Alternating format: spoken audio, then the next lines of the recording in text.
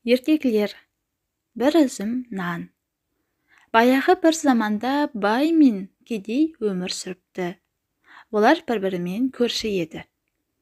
Олардың араздығы сондай, бірін-бірі көргісі келмейді екен. Байдың үйі кең, әдемі болыпты. Іші толған алтын мен күміс.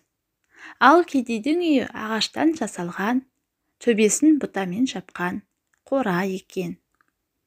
Алтын мен күміс түгілі нанын әзер тауып жепті.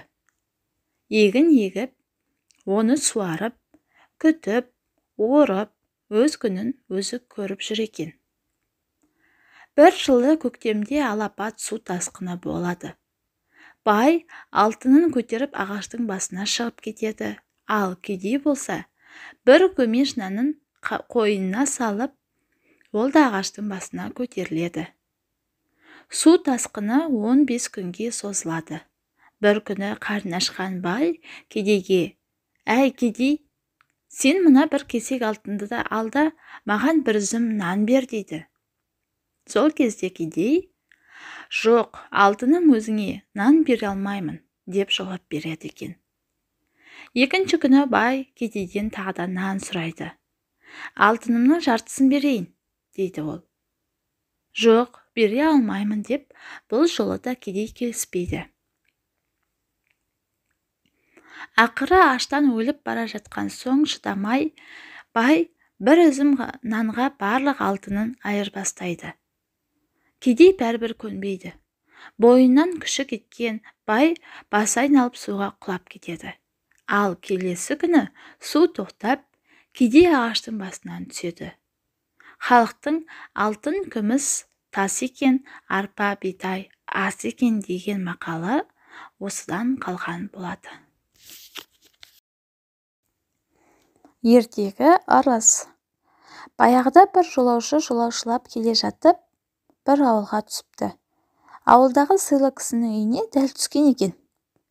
Ол да жолынан жығылмай, қонағын жік-жапар болып күтіп алыпты.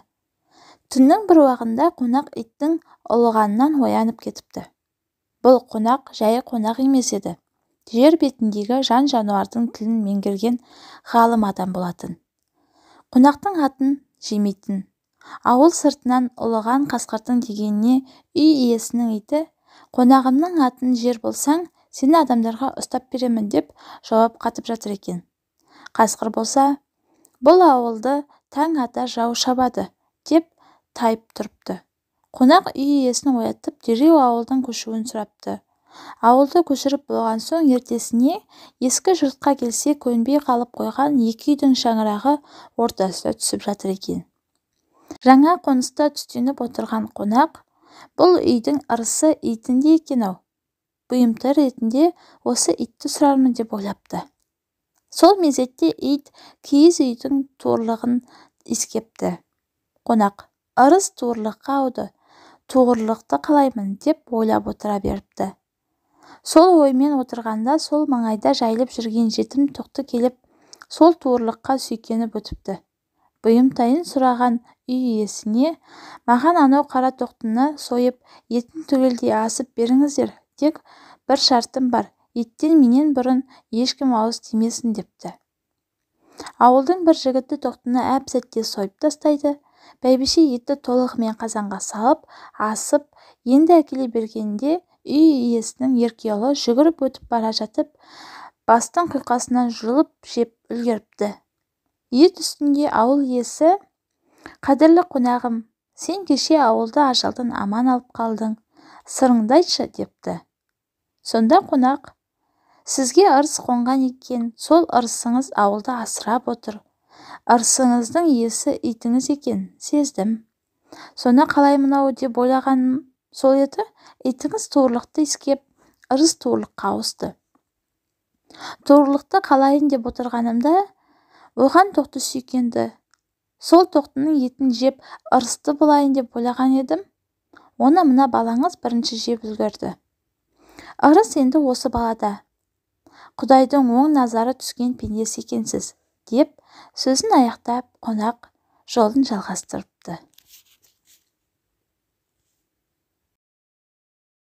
Ертегі ақылды етікші. Бұрынғы өткен заманда бір патша болған екен. Оның әрбір тәртібін халқы екі етпей уақытымен орындап тұрады екен. Бір күні бұл патша: менің әрқашан халық пайдасына еткен әмірім орнына нық келіп тұрады, және халқым да мені жақсы көреді. Сондықтан да мен олардың пайдасын ойлаймын. Енді мен осы халқыма зиянды бір әмір айтайын. Халқым тыңдап орнына келтірер ме екен, жоқ келтірмес пе екен деп ойлап, уәзірлеріне: халыққа тегіс хабарлаңдар, ешкім басына пайда қылмасын деп әмір қылады. Бұдан соң уәзірлер бұл әмірді халыққа естіртіп болып, патшаға: халқыңыз әміріңізді нақ айтқаныңыздай орнына келтіретін болды, дейді. Патша уәзірлеріне еш жауап айтпайды. Түн болған соң үстіне бөтен ескі киім киіп, әмірінің қалай орындалғанын көру үшін көшеде жүрсе, шеттегі бір үйде шам жанып тұр екен. Патша қайыр сұраған кісі болып, шам жанып тұрған үйге келсе, үйдің ішінде бір етікші етік тігіп отыр екен.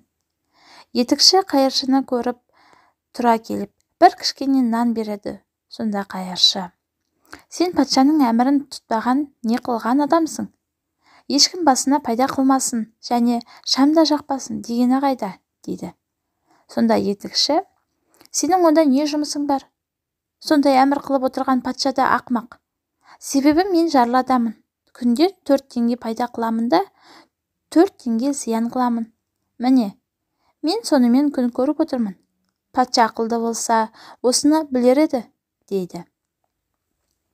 Патша бұған жауап қайтармастан үйіне келеді де, ақылды 4 уәзірін шақырып алып: сіздерді басқалардан ақылды көп деп өзіме уәзір қылып едім. Енді менің сіздерден сұрайтын сауалым бар. Күніне 4 сом пайда, 4 сом зиян қыламын. Сол пайдам мен зияным не? 3 күн ішінде соны табыңдар, таба алмасаңдар, бастарыңды аламын. Өздерің таппасаңдар да, табатын кісі тапсаңдар, жазадан құтыласыңдар, депті. Уәзірлер 3 күннің ішінде өздері де шеше алмай, және табатын кісіден де таба алмаған соң, енді патшаға көрінбей қашпақшы болып жүргенде, баяғы етікші уәзірлерге келіп: мен патшаның сұрағын сауалын білемін. Сіздер маған не берер едіңіздер, дейді. Уәзірлер 4000 ділда бермекші болады.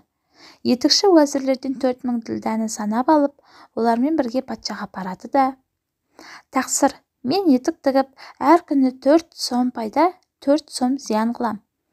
Ол былай: 1 сомды қарызға беремін, 1 сомды ескі қарызымды төлеуге беремін, 1 сомды құдыққа тастаймын, 1 сомды әйеліммен екеумізге жұмсаймын, депті. Сонда патша: әйеліңмен екеуіңе жұмсалған ақшаға бәріміз де түсінеміз. Қалаған 3 сомың жұмсалған орнын анықтап түсіндір, депті. Бұл сөзге етікші былай жауап қайтарыпты: 1 сомды қарызға беремін дегенім, қартайғанда өзімді асырар деп балама беремін. 1 сомды ескі қарызыма беремін дегенім, өзімді жасымда асыраған кәрі әкем мен шешеме беремін. Енді 1 сомды құдыққа тастаймын дегенім, күйеуіне тұрмай қайтып келіп отырған қызым бар, соған беремін дегенім, депті. Сонда патша бұл етікші ақылды адам екен деп өзіне уәзір қылған екен.